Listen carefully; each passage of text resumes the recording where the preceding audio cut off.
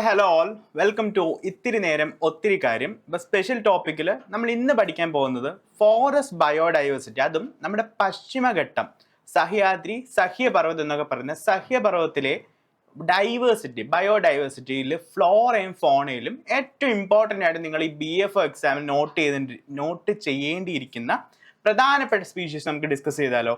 ഇപ്പം പശ്ചിമഘട്ടം നമുക്കറിയാവുന്ന പോലെ തന്നെ 1600 കിലോമീറ്റർ വ്യാപ്തിയുള്ള 6 സംസ്ഥാനത്തിലൂടെ പാസ് ചെയ്യുന്ന പശ്ചിമഘട്ടം ബയോഡൈവേഴ്സിറ്റിക്ക് വളരെ പേര് കേട്ടതാണ്. അതിൽ നിങ്ങൾ നോട്ട് ചെയ്യേണ്ട എക്സാമിന് ഇപ്പം ചോദിക്കാൻ ചാൻസ് ഉള്ള ഒരു പോർഷനാണ്. 2012 യുനെസ്കോ വേൾഡ് ഹെറിറ്റേജ് സൈറ്റ് ആയിട്ട് ഡിക്ലെയർ ചെയ്തപ്പോൾ പശ്ചിമഘട്ടത്തിലെ 39 പ്രൊട്ടക്റ്റഡ് ഏരിയാസിനെ ഇൻക്ലൂഡ് ചെയ്തുകൊണ്ടാണ് ഇതിനൊരു ബയോഡൈവേഴ്സിറ്റി ഹോട്ട്സ്പോട്ട് ആക്കിയെന്ന് ഓർക്കുക. ഈ 39-ൽ 20 എണ്ണവും കേരളത്തിലുള്ളതാണെന്നും ഓർക്കുക. പിന്നെ നോട്ട് ചെയ്യേണ്ട കാര്യമാണ് ഞാൻ നേരത്തെ പറഞ്ഞ ആ ഡൈവേഴ്സിറ്റി നിങ്ങൾ നോട്ട് ചെയ്യണം. പ്രധാനമായിട്ടും എൻഡമിസം അഥവാ പ്രാദേശികത എന്ന് വെച്ചാൽ ഇവിടെ മാത്രം കാണപ്പെടുന്ന ചിലതരം സ്പീഷീസ് ഉണ്ട്. ഇതിനെ പേര് വെച്ച് ലിങ്ക് ചെയ്ത് പഠിക്കുക, കാരണം അങ്ങോട്ടും ഇങ്ങോട്ടും മാറിപ്പോവാൻ ചാൻസ് ഉണ്ട്. നമുക്കപ്പോൾ ആ സ്പീഷീസിലേക്ക് പോകാം. സസ്യങ്ങൾ, ഓക്കെ.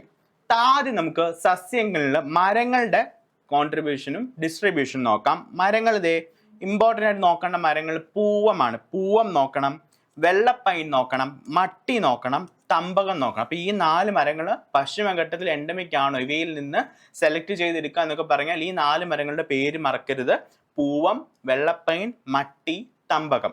ഓക്കെ, അപ്പോൾ തദ്ദേശീയമായിട്ട് മരങ്ങൾ നമ്മൾ ഡിസ്കസ് ചെയ്തു. പിന്നെ ഇവിടുന്ന് ചോദിക്കാൻ ചാൻസ് ഉള്ളതാണ് ഔഷധ സസ്യങ്ങൾ. അപ്പം മെഡിസിനൽ പ്ലാന്റ്സിൽ നിങ്ങൾ നോട്ട് ചെയ്യേണ്ടതാണ് കടുക്കയും നെല്ലിയും. ഈ 2 എണ്ണം നോട്ട് ചെയ്യുക. നെല്ലി ഫിലാൻഡസ് എംബ്ലിക്ക എന്ന് ഓർക്കുക, കടുക്ക ടെർമിനേലിയ ചിബുല എന്ന് ഓർക്കുക. ഇതിൻ്റെ ആദ്യത്തെ ഒരു ജിനസ് പേരെങ്കിലും ഓർത്തിരുന്നാൽ നല്ലതായിരിക്കും. ഓപ്ഷനിൽ നിന്ന് നിങ്ങൾക്ക് ഡയറക്റ്റ് ഡിറൈവ് ചെയ്തെടുക്കാം. ഇത് തമ്പകം. തമ്പകം നിങ്ങൾക്ക് ഒന്നുകൂടെ പിക്ടോറിയലി ഒന്ന് വിഷ്വലി ഒന്ന് ഓർത്തിരിക്കാൻ വേണ്ടിയാണ് ഈ പടം തന്നിരിക്കുന്ന തമ്പകം. ഇതിൻ്റെ വേറൊരു പേരാണ് ഹോപ്പിയ. ഇതിനെ അയൺ വുഡ് എന്നും പറയും. നേരത്തെ പറഞ്ഞ വെള്ളപ്പൈനാണ് വറ്റീരിയ ഇൻഡിക്ക. അതിൻ്റെ ഒരു ഇമേജാണ് ഇവിടെ തന്നിട്ടുള്ളത്. പിന്നെ നമ്മൾ നോട്ട് ചെയ്യേണ്ടതാണ് പുൽമേടുകളിലെ പൂച്ചെടികൾ അഥവാ flowering plants in mountain grass ലാൻഡിൽ നമ്മൾ നോട്ട് ചെയ്യേണ്ടതാണ് നീലക്കുറിഞ്ഞി. നിങ്ങൾക്കറിയാം, ഇരവികുളം നാഷണൽ പാർക്കിൽ വളരെ ഫേമസ് ആയിട്ട് 12 വർഷത്തിൽ ഒരിക്കൽ പൂക്കുന്ന നീലക്കുറിഞ്ഞി ഇവിടെ എൻഡമിക് ആണെന്നും നോട്ട് ചെയ്യുക. പിന്നെ നമുക്ക് ഫോണയിലോട്ട് പോകാം. ഫോണ മൃഗങ്ങൾ. അപ്പോൾ വെസ്റ്റേൺ ഗാട്ട്സിലും നമ്മുടെ കേരളത്തിലും ഇവിടെ മാത്രം കാണപ്പെടുന്ന എൻഡമിക് അഥവാ പ്രാദേശിക സ്പീഷീസുകൾ നമുക്ക് പെട്ടെന്നൊന്ന് നോക്കാം. സസ്തനികളിൽ ഡൗട്ട് വരില്ലല്ലോ.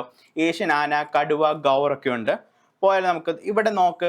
ഇവനാണ് ലയൺ ടെയിൽഡ് മക്കാക്ക് അഥവാ സിംഹവാലൻ കുരങ്ങ്.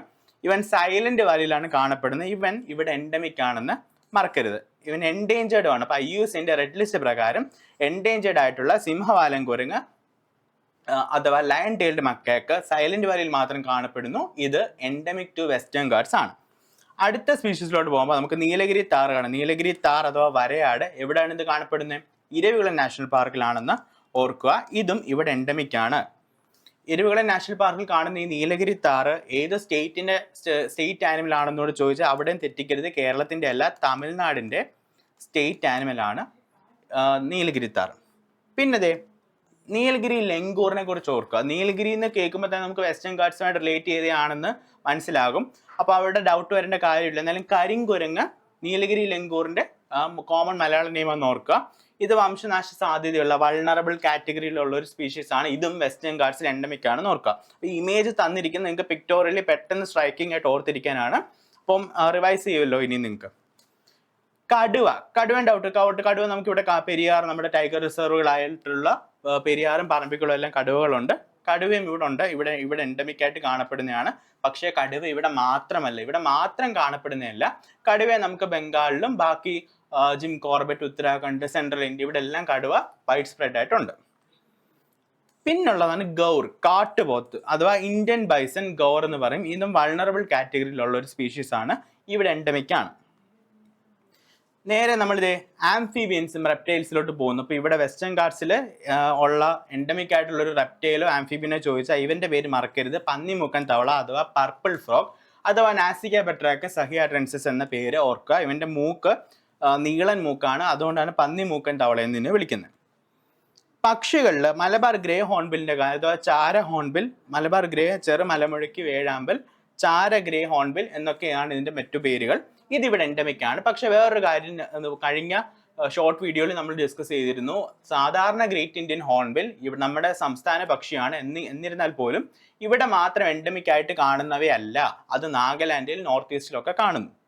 അപ്പൊ മലബാർ ഗ്രേ ഹോൺബിലാണ് ഇവിടെ എൻഡമിക് ആയിട്ടുള്ളത്. പക്ഷെ മറ്റേ ഗ്രേറ്റ് ഹോൺബിൽ ഇവിടെ ഉണ്ട്, ഇവിടുത്തെ സ്റ്റേറ്റ് ബേർഡ് ഒക്കെയാണ്. പക്ഷെ എന്നാലും ഇവ നോർത്ത് ഈസ്റ്റിൽ ഇവനെ കാണപ്പെടും. അതുകൊണ്ട് ഇവൻ solely completely endemic to Western Ghats, അതോ ഇവിടെ മാത്രമേ കാണപ്പെടുന്നു എന്നൊക്കെ ചോദിച്ചാൽ അത് തെറ്റാണ്. പിന്നെ നിങ്ങൾ അവസാനം നോക്കിയിരിക്കേണ്ട പക്ഷി സ്പീഷീസ് ആണ് Nilgiri wood pigeon. Okay, Nilgiri മരപ്രാവ് എന്ന് പറയുന്നത് ഈ പടം ഓർക്കുക, ഈ പടവും പേരും ലിങ്ക് ചെയ്ത് പഠിക്കുക. അപ്പൊ മാക്സിമം സ്പീഷീസ് നമ്മൾ കവർ ചെയ്തു. വെസ്റ്റേൺ ഗാട്സിൽ ചോദിക്കാൻ ചാൻസ് ഉള്ള എല്ലാ സ്പീഷീസും, അതും ഫ്ലോറയും ഫോണയും കവർ ചെയ്തു. അപ്പം മാക്സിമം ടൈം ഇത് റിവൈസ് ചെയ്യുക. നിങ്ങളുടെ ടെലിഗ്രാം ഗ്രൂപ്പിൽ ഈ PDF അപ്ലോഡ് ചെയ്യും. എന്തായാലും കയറി എക്സാമിന് മുമ്പ് റിവൈസ് ചെയ്യാൻ ഓർക്കുമല്ലോ. Thank you so much.